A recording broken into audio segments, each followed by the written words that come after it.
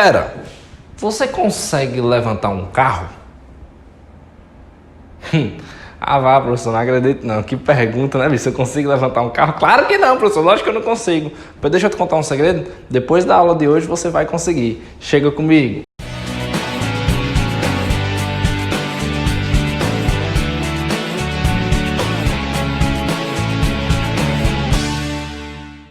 Olha pra cá, Teorema de Pascal. Professor, como é que eu levanto um carro? Você levanta um carro se você entender o Teorema de Pascal. Então, onde é que eu tenho um Teorema de Pascal na minha vida? Vou te dar um exemplo agora, macaco hidráulico. Ah, professor, levantar o carro com macaco, aí eu consigo levantar, né? Meu Deus do céu, pensei que era toda não. Perguntei se você conseguia levantar, não perguntei como. Ah, professor, então vem cá, quer dizer que eu consigo levantar com macaco hidráulico? Consegue, velho.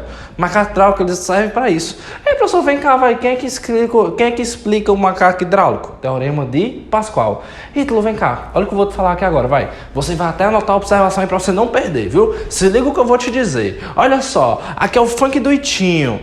Olha o OBS aí para você não esquecer, meu querido. Olha só o que eu vou te dizer, velho.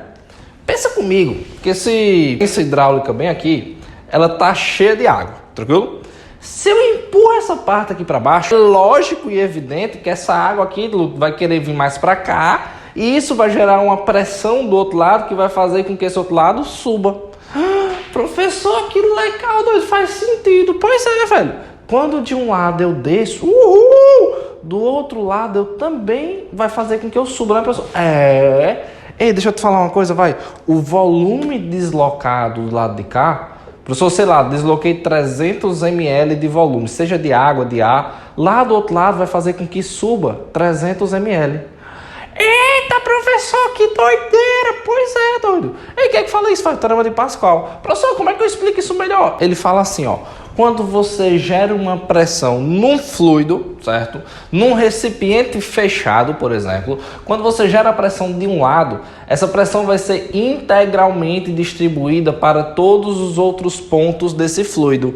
Anota aí na OBS, viu, pessoal? Como é, professor? Quando eu gero uma pressão em um lado de um fluido, essa pressão ela vai integralmente para o outro lado do fluido, ela vai integralmente para todos os pontos desse fluido. Então se liga nisso, professor, é lógico, né, professor? Se eu for pressionar aqui para baixo, o outro lado vai querer subir. Pois é, doido, isso é muito legal. Ei, Ítalo, vem cá, vá. E o que eu preciso saber sobre o Teorema de Pascal é o seguinte, preste muita atenção no que eu vou falar agora. Meu querido, você está realizando uma força em uma determinada área.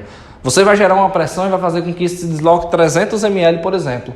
Lá do outro lado, esse cara vai subir 300 ml, até que eles continuem em equilíbrio. Por exemplo, vamos colocar aqui um exemplo aqui agora, exemplozinho clássico. Vamos colocar que você tem aquelas balanças antigas, em que você queria saber, por exemplo, quanto é o peso do arroz, a massa. Aí você colocava de um lado 2 barrinhas e do outro lado colocava a massa do arroz. Ficava variando, né, professor, entre um e o outro lado, até que atingisse o equilíbrio. Como é que a gente sabia que estava em equilíbrio? A gente sabia que estava em equilíbrio quando atingissem a mesma pressão. Então, toda vez que eu fizer uma força aqui, eu vou gerar um desequilíbrio. Eita, e aí, bicho, que se eu gerar aqui uma pressão de 50 Pascal, lá do outro lado vai sofrer uma pressão de 50 Pascal também. Uma pressão vai ser igual a outra, né, professor? Pois é, bicho. E isso é o Teorema de Pascal. A pressão que eu realizo aqui vai ser integralmente distribuída para todos os pontos. Então, a pressão gerada em um ponto 1 vai ser igual à pressão sofrida em outros pontos, como o ponto 2. Ah, então a pressão de 1 é igual à pressão de 2, professor? É. E isso é a grande sacada do Teorema de Pascal. Você nunca deve esquecer disso. Questões teóricas do Teorema de Pascal normalmente sempre trazem essa palavra, ó, hidráulico ou hidráulica, certo? Eles amam trazer essa palavra quando querem falar do Teorema de Pascal. Então se liga no enunciado. Viu a palavra hidráulico, vai saber que é Teorema de Pascal. Ei, professor, e se ele quiser calcular? Aí se ele quiser calcular, você vai ter que abrir as fórmulas da pressão. Professor, eu já descobri que pressão é força sobre área. Pois é, então pressão de 1 vai ser a força realizada no ponto 1 sobre essa área do ponto 1. Vai ser igual, professor, a força de 2 sobre a área de 2, né, professor? Pois é, bicho, só isso. Aí eu vou te dar dicas masters para você não errar quando você estiver lá na hora da prova. Professor, quais são as dicas masters? Primeiro, a área que você vai calcular, quando precisar calcular, é a área de um cilindro, tranquilo? A área é a área de um cilindro.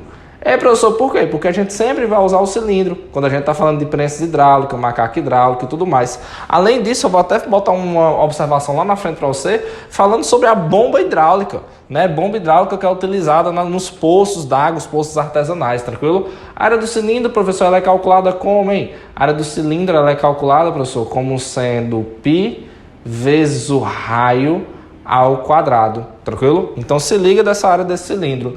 E professor, às vezes a questão me traz o diâmetro. Aí você tem que lembrar que o raio é metade do diâmetro. Tranquilo, fera? Ei, Lu, me dá uma outra dica? Vou lhe dar outra dica. Normalmente, uma dessas forças, seja a força 1 ou seja a força 2, ela vai ser a força peso do objeto. Normalmente eles fazem questões que eles colocam um carrinho, né? Ele vai ter uma massa, a questão vai dar massa, vai calcular o peso a partir disso e vai descobrir a força que você realiza do outro lado. Então, normalmente, uma dessas forças é a força peso. E a outra, professor, a outra é a força que você realiza. Normalmente é o que você quer descobrir na questão. E deixa eu te contar um segredo, vá. Se você tivesse um carro que tentasse levantar ele na tora, você não ia conseguir. Agora, como ele está no macaco hidráulico, né, professor? Aí eu consigo, né? Consegue, velho. E tu vai conseguir porque tu vai realizar uma força menor, beleza? Então, se o peso do carro é 10 mil newtons, tu vai realizar uma força bem menor do que 10 mil, fazendo com que esse carro levante. Professor, eu não acredito nisso que o senhor está falando, não. Vamos ver um exemplozinho aqui, inclusive de prova, para poder lhe provar. Estamos juntos, vamos embora pro próximo vídeo, não perde não.